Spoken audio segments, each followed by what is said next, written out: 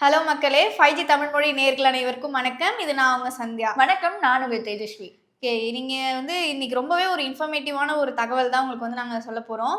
என்னன்னு பார்த்தீங்கன்னா, இப்போ நம்ம நார்மலா மெட்ரோ எப்படி டிராவல் பண்ணுவோம்னு நினைக்கிறீங்க? சும்மா நார்மலா எப்படி மேல டிராவல் பண்ணுவோம். அதாவது ட்ரெயின்ல எப்படி போறோமோ அந்த மாரி போவோம். அப்படி இல்லன்னா அண்டர் கிரவுண்ட்ல போயிருப்போம். ஆனா இப்போ தண்ணீல மெட்ரோ எடுத்துட்டு வர போறாங்கன்னு சொன்னா நம்ப முடியுதா? நம்ப முடியலல்ல. இது நம்ம சிஎம்ஆர்எல் சைட்ல இருந்து ஒரு தகவலா வந்திருக்கு.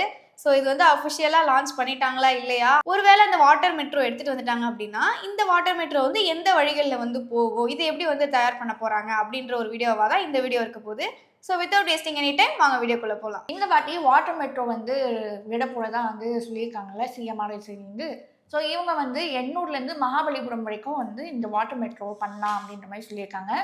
இதுல பக்கிங்ஹாம் கேனல் வழியா இந்த எண்ணூர் டு மகாபலிபுரத்தை ரீச் பண்ணலாம் அப்படின்ற மாதிரி தகவல்கள்லாம் வெளியாகிருக்கு. ஸோ இவங்க சொன்ன மாதிரி பார்த்தீங்கன்னா பக்கிங்ஹாம் ரிவர் வழியாக தான் இது வரப்போகுது. ஓகேவா? ஸோ இது எங்கே ஸ்டார்ட் ஆகுது அப்படின்னு பார்த்தீங்கன்னா, சென்னை நேப்பியர் பிரிட்ஜ் உங்க எல்லாருக்குமே தெரியும்.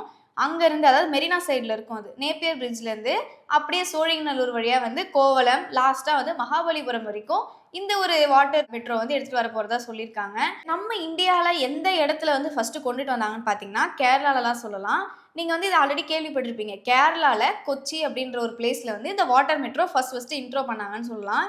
அதாவது 2023 இந்த வாட்டர் மெட்ரோ அங்கே இயங்கிட்டு தான் இருக்குது. அதாவது இதை ஒரு இன்ஸ்பயராக வச்சு தான் நம்ம தமிழ்நாட்டில் என்ன பண்ண போகிறாங்க, இதே மாதிரி ஒரு வாட்டர் மெட்ரோ கொண்டு வரலாம் அப்படின்ற மாதிரி ஒரு பிளான் ரெடி பண்ணியிருக்காங்க. இது கொச்சியில் எப்படி இயங்குது அப்படின்னு பார்த்தீங்கன்னா, 50 சீட்ஸ் இருக்கும். அது மட்டும் இல்லாமல் 50 பேர் நின்றுட்டு போகலாம். கிட்டத்தட்ட ஒரு 100 பேர் அந்த வாட்டர் மெட்ரோவில் பயணிக்கலாம் அப்படின்ற மாதிரி சொல்லப்படுது.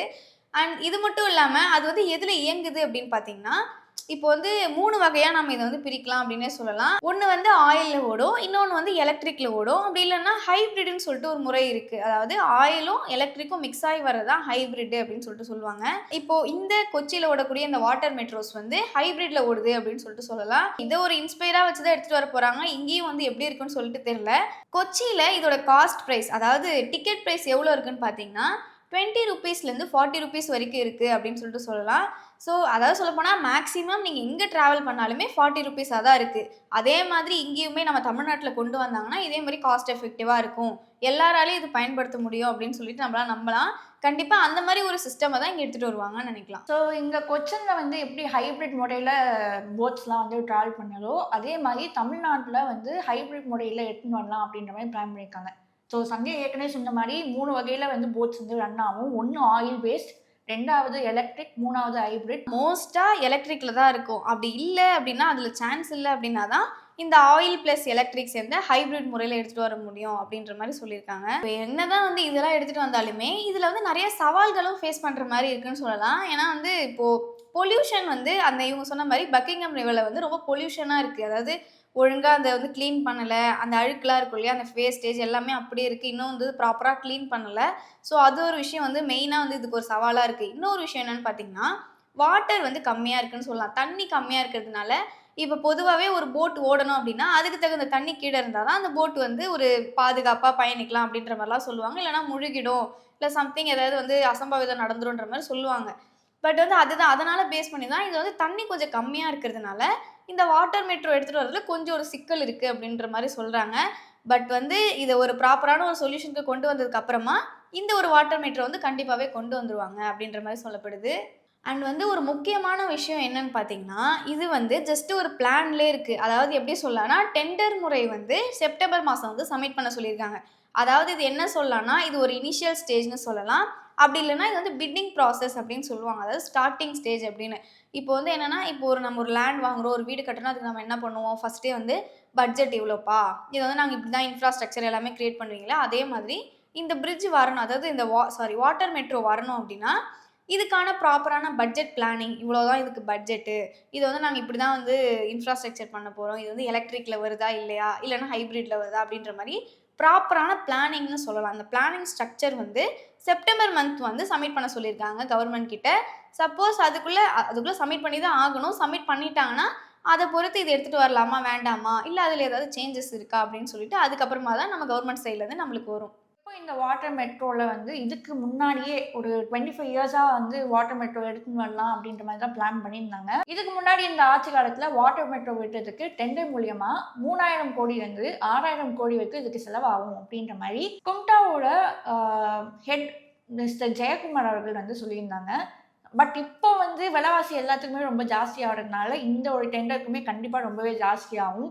ஸோ இந்த 6000 crore இன்னும் கொஞ்சம் ஜாஸ்தி ஆகிறதுக்கு நிறையவே சான்சஸ் இருக்குது. அதாவது இவங்க சொன்ன மாதிரி கிட்டத்தட்ட 25 வருஷமாவே வந்து இந்த போக்குவரத்து திட்டம்னு சொல்லிட்டு லைனாக இருக்கும் இல்லையா, அந்த திட்டத்தில் ஒரு திட்டமாக தான் இந்த திட்டம் வந்து இருந்துட்டு இருக்கு. பட் இப்போ வந்து கொஞ்சம் ப்ராப்பராக எடுத்து இது வந்து நீங்கள் ஒரு டெண்டர் வரைக்கும் வந்திருக்குன்னே சொல்லலாம். இது வரைக்கும் நீங்கள் சப்மிட் பண்ணுங்கன்றதுனால கண்டிப்பாக இந்த ஒரு வாட்டர் மெட்ரோ வந்து நம்ம தமிழ்நாட்டில் வந்துரும்னு சொல்லிட்டு ரொம்பவே எதிர்பார்க்கப்பட்டு வருது. இப்போ வந்து நாங்கள் இவ்வளோ சொன்னோம், இது மட்டும் இந்த இடத்துல மட்டும்தான் இருக்குமா, இல்லை இதை தாண்டி மற்ற ரிவர்லேயும் வருமா? அதாவது நம்ம தமிழ்நாட்டில் பார்த்தீங்கன்னா மொத்தம் ஒரு 4 ரிவர் இருக்குது. அதாவது முக்கியமான ரிவர்ஸ் நான் சொல்கிறேன். அதாவது என்னென்னா அடையார், கூவம், பக்கிங்கம், இன்னொன்று வந்து கொசஸ்தலை ரிவர், இந்த மாதிரி சொல்லிட்டு ஒரு ரிவர்ஸ், அதாவது இந்த ஆறுகள்லாம் நம்ம கேள்விப்பட்டிருப்போம்.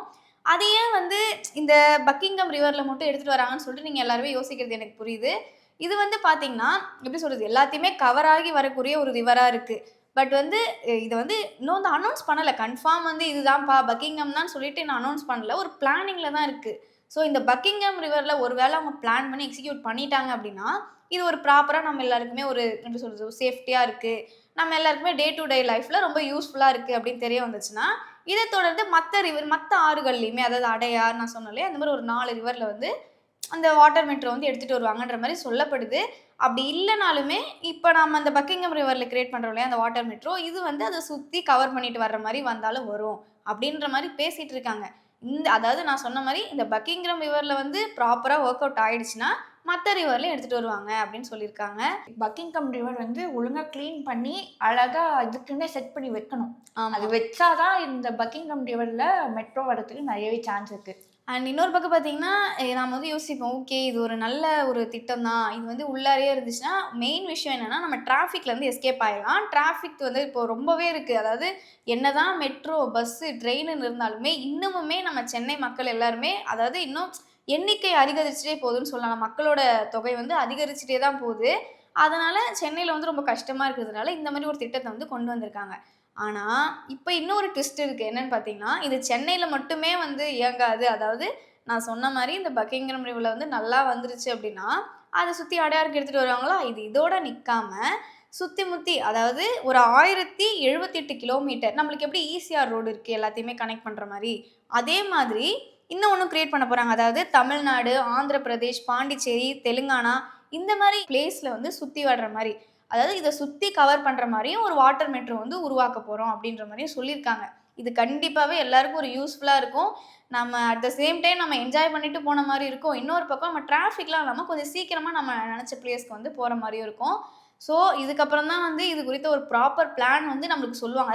ஜஸ்ட்டு பிளான், இதை வந்து எக்ஸிக்யூட் பண்ணுற ஒரு விதத்தை எனக்கு தெரிஞ்சு செப்டம்பர் மாதத்தில் கன்ஃபார்ம் பண்ணிடுவாங்கன்னு நினைக்கிறேன்.